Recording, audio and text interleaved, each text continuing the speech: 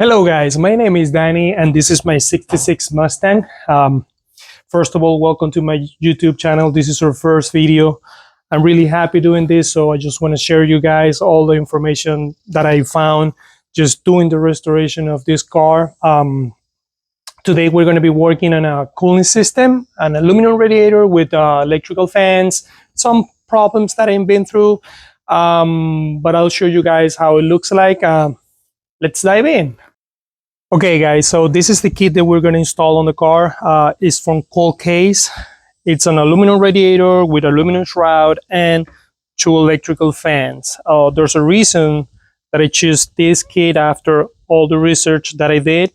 And I'm going to tell you why when we're doing the installation. For now, we're going to put this thing together and let's see how it looks like. Okay, let's start with the fans and the shrouds. So we're going to place the fans with the electrical wire to the bottom. The top of the shroud has a logo on it from Cold Case, so it'll be easier for you to identify.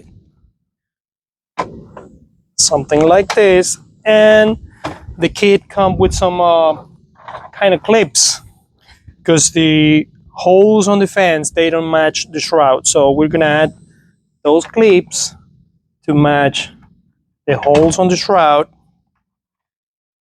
and we will put this thing together real quick.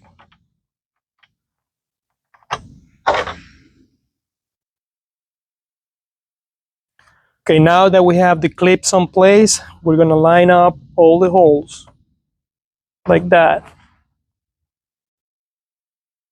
I'm gonna start putting all the bolts that it comes with the kit, like that, and we will tighten everything down. That'll be it. Okay, after tighten everything down, just a snug, don't go crazy because it's aluminum. You don't want to bend anything on your kit. I always do X pattern with every time that I have to tighten something. I use X pattern. It's just me, so you can do how you feel comfortable with. And this is it. So this is how it looks like after the installation, like that. So now we're going to put this on the radiator and then back to the car. So this is the radiator that I choose. Comes with a cap. You can use your own cap, there's no problem with it. Just be careful when you order yours because there's different setups depending on what you got in your car.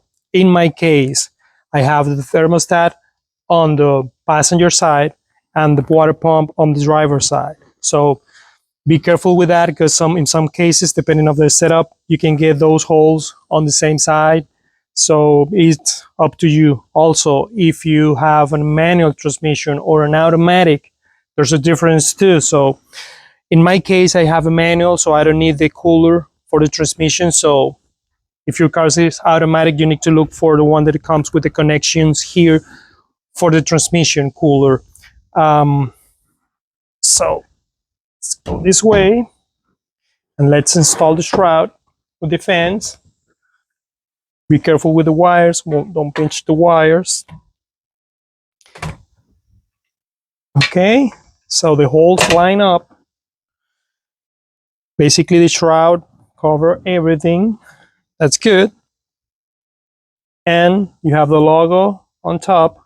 That way you won't miss the location. And you can choose any hardware you want from your local hardware store. Because in this case, the kit just comes with the hardware for the fans, not to install the shroud on the radiator. So just pick anything you want from your local hardware store and you will be fine.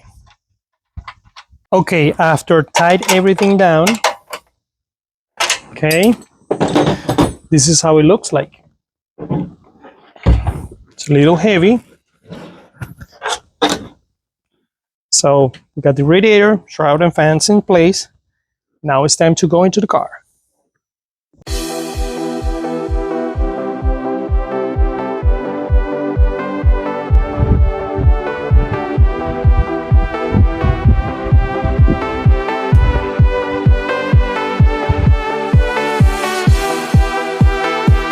All right, guys.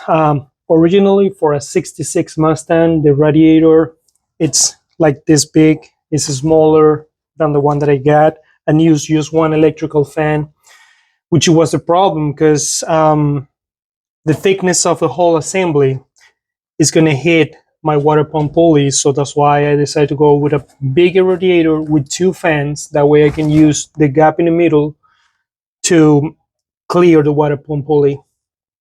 I just dry test the radiator and it went in just fine. Some other guys made a lot of videos about it and they ended up cutting the radiator support to push the radiator a little bit back to make more clearance. But in my case, it works just fine like the way it is. I don't have to cut the radiator support. I don't think it's going to be a problem for the airflow because, I mean, it's a big radiator and this is going to be covering part of a core, but I don't think it's going to be a problem. We're going to have plenty of airflow, and with the two fans, I don't think it's going to be any issue with it. But we will see when the car is running. We will be checking that to see if there's any problem with the cooling. But for now, I think we will be fine with it. So let me show you how it looks like inside the car.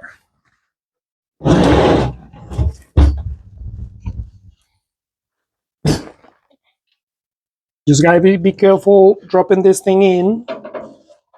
This is aluminum and it's very sharp. Be careful with your hands. So, as you guys can see, the radiator is in the middle. We have plenty of clearance between all the belts and the pulleys and everything. Nothing is hitting the radiator, so we're totally fine. So after that, the only thing that it left, guys, is just mark the holes and drill it, because I already did that, and put new bolts in it from your local hardware store, because the radiator doesn't come with it. And secure this thing, install the hoses. We're going to talk about the hoses a little bit, because I was having a hard time to find the upper one that it fits completely the shape of it, because for this radiator and this combination of engine, I think the hose was shorter, because that's what happened to me. I just picked the OEM one and it was a little bit short. But we found one in Napa. I don't know which car it's coming from, but I can show you guys the part number. I leave all the parts on the description below. That way you can have an idea of the parts that I use. Okay, so let's secure this. All right, guys, after a couple trips to different auto parts stores, we found the hoses that we can use and return some others. So the bottom one, it's already installed, because that was the tricky one. And for the top, I just found this one in Napa. I'll put the link in the description below. I don't know, like I said, for what application it's exactly for, but we just analyzed the shape and we just cut it the X's and it fits right in. So we're gonna install the clamps and put that one in.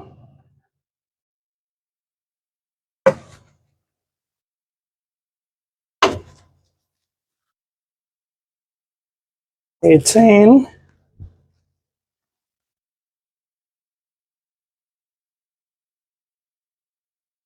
Okay, now we're gonna tighten it down.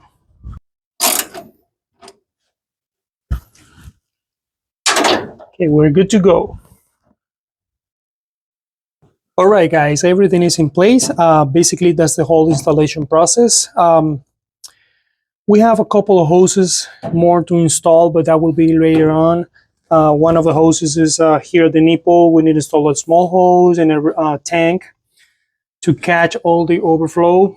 There's another nipple here at the thermostat housing that we need to connect to the water pump, and also from the water pump to the heater core inside the car. when we install that, because we're going to have heater.